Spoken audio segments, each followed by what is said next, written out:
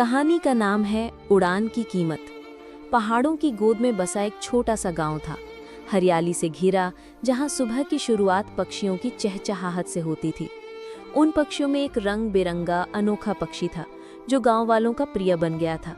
वह हर सुबह मंदिर की सबसे ऊंची मीनार पर बैठता, गाता और फिर खुले आकाश में उड़ता। उसी गांव में रहता था गोविंद, एक बुजुर्ग किसान। उसकी जिंदगी खेत, हल और मेहनत के बीच सिमटी थी।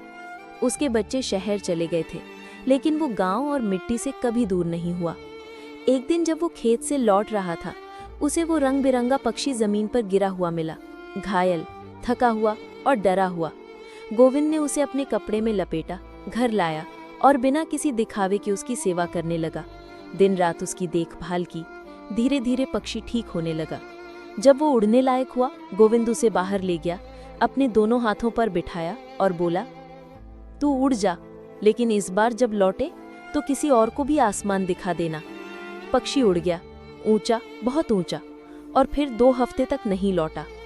गांव वाले कहते थे अब वो नहीं आएगा, लेकिन गोविंद चुप था। उसे यकीन था। फिर एक सुबह सूरज की पहली किरण के साथ वही रंग बिरंगा पक्षी लौटा, पर इस बार अकेला नहीं था।